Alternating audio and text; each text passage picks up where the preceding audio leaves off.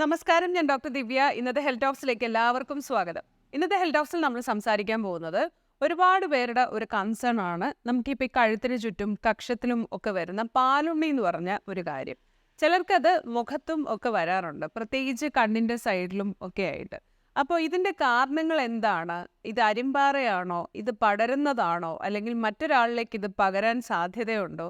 ഇതെങ്ങനെ മാറ്റാം? ഇതിനെക്കുറിച്ചൊക്കെ ഒരുപാട് പേര് ചോദിക്കാറുണ്ട്. അതിനെക്കുറിച്ചാണ് ഇന്നത്തെ എപ്പിസോഡിൽ നമ്മൾ പറയാൻ പോകുന്നത്. ആദ്യം തന്നെ ഈ പാലുണ്ണി എന്ന് പറയുന്നത് അതിൻ്റെ ഒരു ശാസ്ത്രീയ നാമം എന്ന് പറയുന്നത് ഡെർമാറ്റോസിസ് പാപ്പുലോസ നൈഗ്ര എന്ന് പറയുന്നത്. നമ്മൾ ജനറലി പാപ്പുലോസ നൈഗ്ര എന്ന് പറയും. അപ്പോൾ ഇത് എല്ലാവരും ഇത് അരിമ്പാറയാണ് എന്ന് തെറ്റിദ്ധരിക്കാറുണ്ട്. അരിമ്പാറ എന്ന് പറയുന്നത് അതൊരു വൈറസ് ഉണ്ടാക്കുന്ന കാര്യമാണ്. നമുക്കെല്ലാം അറിയാം, ഹ്യൂമൻ പാപ്പിലോമ വൈറസ് എന്ന് പറഞ്ഞൊരു കാര്യമാണ് അരിമ്പാറ അഥവാ വാട്സ് ഉണ്ടാക്കുന്നത്. പക്ഷേ ഇത് അത്തരത്തിൽ യാതൊരു രീതിയിലുള്ള വൈറസോ ബാക്ടീരിയയോ അല്ലെങ്കിൽ അത്തരത്തിലുള്ള കാര്യങ്ങളൊന്നും, മൈക്രോ ഓർഗാനിസംസ് ഒന്നും ഉണ്ടാക്കുന്നൊരു കാര്യമല്ല.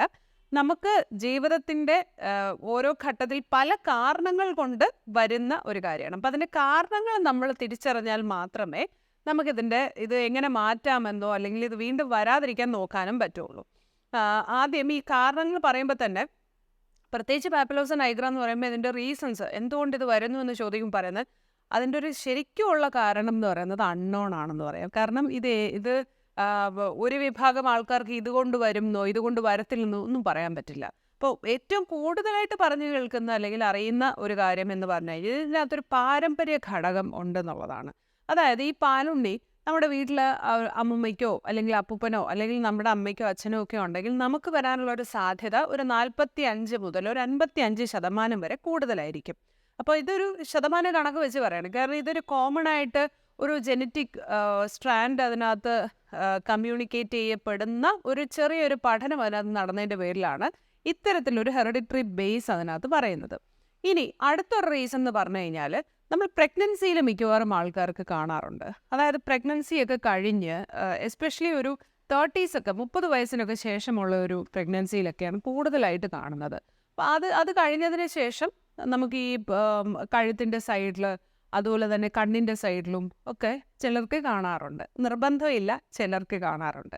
ഇനി മറ്റൊരു കാര്യം എന്ന് പറഞ്ഞു കഴിഞ്ഞാൽ, ഈ ഡയറ്റ്, ചില രീതിയിൽ ഡയറ്റ് എടുക്കുന്ന ആൾക്കാർക്ക്, എസ്പെഷ്യലി മധുരം അമിതമായി കഴിക്കുന്ന ആൾക്കാർ, അതുപോലെ തന്നെ ബേക്കറി ഐറ്റംസ് അമിതമായി കഴിക്കുന്ന ആൾക്കാർ, എണ്ണയിൽ വറുത്തത് പൊരിച്ചത് കഴിക്കുന്നവർ, അതുപോലെ തന്നെ ബീഫ്, മട്ടൻ, പോർക്ക് തുടങ്ങിയ റെഡ് മീറ്റ് കൂടുതലായി ഉപയോഗിക്കുന്ന ആൾക്കാരുണ്ട്. അതായത് ആഴ്ചയിൽ ഒരു 3-4 പ്രാവശ്യമൊക്കെ വർഷങ്ങളായിട്ട് ഉപയോഗിക്കുന്ന ഒരുപാട് പേഷ്യൻസ് നമ്മുടെ ക്ലിനിക്കിൽ വരാറുണ്ട്. അപ്പം അങ്ങനെ ഉപയോഗിക്കുന്നവർക്കും നമ്മൾ കാണുന്നൊരു കാര്യമാണ്, മുഖത്ത് ഈ പറഞ്ഞതുപോലെ പല ഭാഗങ്ങളിലായിട്ടും കഴുത്തിലുമൊക്കെ പാലുണ്ണി നമ്മൾ കാണാറുണ്ട്.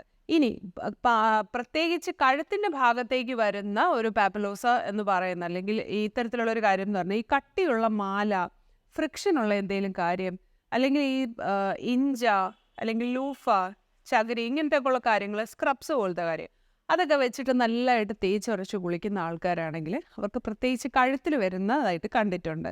ഇതൊരു സ്കിന്നിൻ്റെ ഫ്രിക്ഷൻ കാരണം കുറച്ചൊന്ന് സ്കിൻ തന്നെ കുറച്ച് പ്രൊജക്റ്റ് ചെയ്ത് വരുന്ന ഒരു കാര്യമാണ് ഈ പാപ്പുലോസ എന്ന് പറയുന്നത്, നേരത്തെ പറഞ്ഞതുപോലെ. അപ്പോൾ അങ്ങനെയുള്ളവർക്കും ഇത് കാണാറുണ്ട്. പിന്നെ കാണുന്നത് കുറച്ചും കൂടെ, ഇതിപ്പോൾ പാലുണ്ണി എന്ന് പറഞ്ഞാൽ ഇങ്ങനെ പല രീതിയിലുണ്ട്. ചിലത് സ്കിന്നിനോട് ചേർന്ന് നിൽക്കും, ചിലത് കുറച്ചുകൂടെ പ്രൊജക്റ്റ് ചെയ്ത് പെഡങ്കുലേറ്റഡ് ആയിട്ട്, അതായത് ഒരു ചെറിയ ഭാഗം മാത്രം അറ്റാച്ച്ഡ് ആയിരിക്കും, ബാക്കി ഇങ്ങനെ തൂങ്ങിക്കിടക്കും. ചിലർക്ക് അത് വന്ന പോലെ തന്നെ നിൽക്കും, ചിലർക്ക് കുറച്ചുകൂടെ വലുതാവും. അങ്ങനെ പല രീതിയിൽ കാണാറുണ്ട്. ഇനി മറ്റൊരു ഇതെന്ന് പറഞ്ഞു കഴിഞ്ഞാൽ, മുഖത്തും കഴുത്തിലും പ്രത്യേകിച്ച് വയറിൻ്റെ ഭാഗത്തുമൊക്കെ ചിലർക്ക് ഇങ്ങനെ ഫ്ലാറ്റ് ആയിട്ട് വരാറുണ്ട്. അത് പക്ഷേ ഇങ്ങനെ ഒരുപാട് പ്രൊജക്ഷൻ കാണില്ല, പക്ഷെ അവിടെ സ്കാറ്റേർഡ് ആയിട്ട് ഇങ്ങനെ ഫ്ലാറ്റ് ആയിട്ട് ഇങ്ങനെ ബ്രൗൺ കളറിലോ ബ്ലാക്ക് കളറിലോ ഒക്കെ കാണാറുണ്ട്.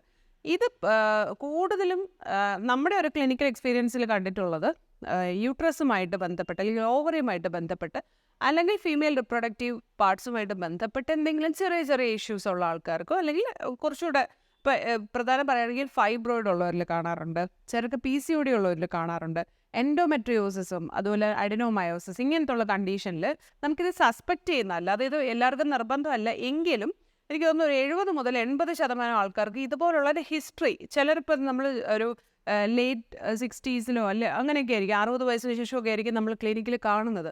പക്ഷെ അവരുടെ ഒരു ഹിസ്റ്ററി എടുക്കുമ്പോൾ അവർ പറയും ഒരു 45 വയസ്സിൽ അവർക്ക് ഹിസ്റ്ററക്ടമി അഥവാ യൂട്രസ് റിമൂവ് ചെയ്തിട്ടുണ്ട്, ഒരു ഫൈബ്രോയിഡ് ഹിസ്റ്ററി ഒക്കെ ഉണ്ട് എന്ന് പറയാറുണ്ട്. അങ്ങനെയുള്ള പേഷ്യൻസിന് കാണാറുണ്ട്. പിന്നെ പീരിയഡ്സ് ഒക്കെ വളരെ റെഗുലർ ആയിരിക്കും, പക്ഷേ ഇത്തരത്തിലുള്ള എറപ്ഷൻസ് ദേഹത്ത് കാണുന്ന ആൾക്കാരുണ്ട്. അപ്പോൾ അങ്ങനെ വരുമ്പോഴും ഇതിൻ്റെ ട്രീറ്റ്മെൻറ്റ് എന്ന് പറഞ്ഞാൽ ഞാൻ അതിലേക്ക് വരാം. അപ്പോൾ അങ്ങനെ ട്രീറ്റ്മെൻറ്റ് എടുത്താലും നമ്മളിത് റെക്കർ ചെയ്യാനുള്ള ഫാക്ടേഴ്സിനെ മാറ്റിയാൽ മാത്രമേ അത് നമുക്ക് ശാശ്വതമായിട്ട് നമുക്ക് പരിഹരിക്കാൻ പറ്റും. അപ്പോൾ അവരോട് പറയും പീരിയഡ്സ് ഒക്കെ റെഗുലറാണ്, പക്ഷേ എൻ്റെ ദേഹത്ത് ഇതുപോലെ വരും. അപ്പം നമ്മളൊരു അൾട്രാസൗണ്ടൊക്കെ വർഷങ്ങളായിട്ട് എടുത്തിട്ടില്ല എങ്കിൽ മാത്രം നമ്മൾ അങ്ങനെ അത്തരത്തിലൊരു കാര്യം നമ്മൾ പറയാറുണ്ട്. ഇങ്ങനെ തുടങ്ങി തൈറോയിഡ് ഉള്ള ചില ആൾക്കാർക്ക് കാണാറുണ്ട്. ഇങ്ങനെ പല പല കാരണങ്ങൾ കൊണ്ട് നമുക്ക് കാണാറുണ്ട്. ഇപ്പോൾ ഇതിൻ്റെ ഒരു എന്താണ് ചികിത്സാ രീതി എന്നറിയാൻ എല്ലാവർക്കും താല്പര്യം കാണും. സാധാരണഗതിയിൽ ഞാൻ ഈ പറഞ്ഞ കോസുകളിലെല്ലാം ഉള്ള കാരണങ്ങൾ വ്യത്യസ്തമാണ്. എന്ന് വെച്ചാൽ ഓരോരുത്തർക്കും ഓരോ കാരണം കൊണ്ടാണ് വരുന്നത്. അപ്പോൾ ആ കാരണത്തിനനുസരിച്ച് നമ്മൾ റെക്ടിഫൈ ചെയ്ത് അല്ലെങ്കിൽ അതിനെ പരിഹരിക്കപ്പെട്ട് പോയാൽ മാത്രമേ ഇത് ശാശ്വതമായിട്ട് മാറുള്ളൂ. അല്ലെന്നുണ്ടെങ്കിൽ സാധാരണ നമ്മൾ ക്ലിനിക്കിൽ ചെയ്യുന്നത് ഇലക്ട്രോ കോട്ടറി ചെയ്യാം. കാരണം വാട്സ് ആണെങ്കിലും നമ്മൾ ഒരു രീതിയിലും അതിനെ എടുത്തു കളയേണ്ട ആവശ്യമില്ല. അത് നമ്മൾ ഹോമിയോയിലെ മെഡിസിൻ ഉണ്ട്, ആ മരുന്ന് അകത്ത് കഴിച്ചു കഴിഞ്ഞാൽ ആ വൈറസ് പോകുന്ന മുറയ്ക്ക് നമ്മുടെ ഇമ്മ്യൂൺ സിസ്റ്റം ഓക്കെ ആവുന്ന മുറയ്ക്ക് അത് കംപ്ലീറ്റ് ആയിട്ട് പോകും. അതിൻ്റെ പുറത്ത് നമുക്കൊന്നും ചെയ്യേണ്ട ആവശ്യമില്ല. ക്ലിനിക്കിൽ നമ്മൾ ചെയ്യുന്നത് ഇപ്പം അത് റിമൂവ് ചെയ്യാനുള്ള പ്രൊസീജിയേഴ്സ് ഉണ്ട്. ഇപ്പം അതിലെ 2-3 പ്രൊസീജിയേഴ്സിലൊന്നാണ് ഇലക്ട്രോ കോട്ടറി എന്ന് പറയുന്നത്. അതൊന്നുമില്ല, ജസ്റ്റ് പെൻ പോലൊരു സാധനം വെച്ച് നമ്മൾ ടച്ച് ചെയ്തത് എടുത്ത് കളയുക ചെയ്യുന്നത്. ഇപ്പോൾ അഥവാ അതൊരു വൈറൽ അറ്റാക്കോ അത്തരത്തിലുള്ള കാര്യമൊക്കെ ആണെങ്കിൽ നമ്മൾ ഹോമിയോ മെഡിസിൻസ് ഉണ്ട്, അത് നമ്മൾ അകത്ത് കഴിച്ചു കഴിയുമ്പോൾ ആ വൈറസ് നമ്മൾ പുറമേ ഒന്നും ചെയ്യേണ്ട ആവശ്യമില്ല. വാട്സൊക്കെ ആണെങ്കിൽ അത് തന്നെത്താനെ അത് ഇളകിപ്പോവും. അങ്ങനെ ഒരുപാട് പേര് അങ്ങനെ ഉപയോഗപ്പെടുത്തുന്നുണ്ട്. പക്ഷേ ഇത് അങ്ങനത്തെ ഒരു കാര്യമല്ല. അപ്പോൾ അതുകൊണ്ട് അതൊരു കോസ്മെറ്റിക് കൺസേൺ, അതായത് നിങ്ങളുടെ സൗന്ദര്യമായിട്ട് ബന്ധപ്പെട്ട് നിങ്ങൾക്ക് അതൊരു കൺസേൺ ആണെങ്കിൽ തീർച്ചയായിട്ടും ഇതാണ് പ്രൊസീജിയർ. വളരെ സിമ്പിളായിട്ടുള്ള ഒരു പ്രൊസീജിയറാണ്. നമ്മളൊരു ടോപ്പിക്കൽ അനസ്തേഷ്യ, അതായത് ഒരു മരവിപ്പിക്കാനുള്ള ഒരു ജെല്ലിടും. അതിനുശേഷമാണ് നമ്മൾ പ്രൊസീജിയർ ചെയ്യുന്നത്. നമുക്ക് ഡൗൺ ടൈം ഒന്നുമില്ല. അടുത്ത ദിവസം തന്നെ നമുക്ക് ചെയ്യേണ്ട കാര്യങ്ങൾ അന്നത്തെ ദിവസം വേണമെങ്കിലും ചെയ്യാം, അടുത്ത ദിവസവും ചെയ്യാം. അത്തരത്തിലുള്ള ഇതേ ഉള്ളൂ. മുറിവോ കാര്യങ്ങളോ അങ്ങനെയൊന്നും ഉണ്ടാവില്ല. ഇതാണ് അതിൻ്റെ ഒരു സിമ്പിൾ പ്രൊസീജിയർ എന്ന് പറയുന്നത്.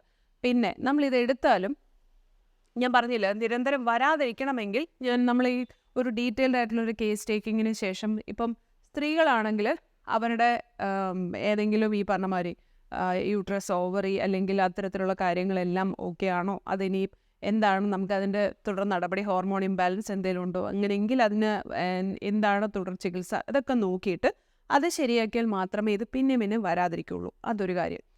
അത് നമ്മൾ ഓവർ വെയിറ്റ് ആണെങ്കിൽ, ഞാൻ നേരത്തെ പറഞ്ഞില്ലേ വെയിറ്റ് കൂടുമ്പോഴും ഇത് കാണാറുണ്ട്. ഓവർ വെയിറ്റ് ആണെങ്കിൽ അതിന് വേണ്ട ഡയറ്റും കാര്യങ്ങളും പറയും. പിന്നെ മധുരം, അതുപോലെ ബേക്കറി കാര്യങ്ങൾ, നല്ലൊരു എക്സസൈസ് പാറ്റേൺ, പിന്നെ നമ്മളുടെ ആക്സസറീസ് ഇപ്പോൾ കഴുത്തിലിടുന്നതൊക്കെ ആയാലും ഒക്കെ നമ്മൾ ഓവറോൾ ഒരു മോണിറ്റർ ചെയ്ത് അതിന് വേണ്ട കാര്യങ്ങൾ നമ്മൾ ചെയ്യുമ്പോൾ മാത്രമേ ഇത് മാറുള്ളൂ.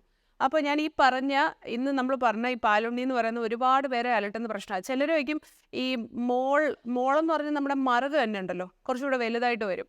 അതും ഇതുമായിട്ട് ചോദിക്കാറുണ്ട്. പക്ഷെ അതൊരിക്കലും ഇതല്ല, അത് വേറെ തന്നെ ഒരു കാര്യമാണ്. അത് കുറച്ചും കൂടെ ഈ പറഞ്ഞതുമാതിരി ഒരു പ്ലാസ്റ്റിക് സർജൻ്റെ വലിയ അഡ്വൈസ് എടുത്ത് നിങ്ങൾക്കത് റിമൂവ് ചെയ്യണമെന്നുണ്ടെങ്കിൽ ആ ഒരു രീതിയിൽ പോകുന്നതായിരിക്കും നല്ലത്. ഇത് ഇത്തരത്തിലുള്ള ചെറിയ സ്കിൻ ഇറപ്ഷൻസ് ഒക്കെ ഞാൻ ഈ പറഞ്ഞതുപോലെ ഈ ഒരു രീതിയിലായിരിക്കും നമ്മൾ അതിനെ ട്രീറ്റ് ചെയ്യുന്നത്. അപ്പോൾ ഇന്നത്തെ എപ്പിസോഡ് എല്ലാവർക്കും ഇഷ്ടപ്പെട്ട് കാണുമെന്ന് പ്രതീക്ഷിക്കുന്നു. Thank you so much and keep watching.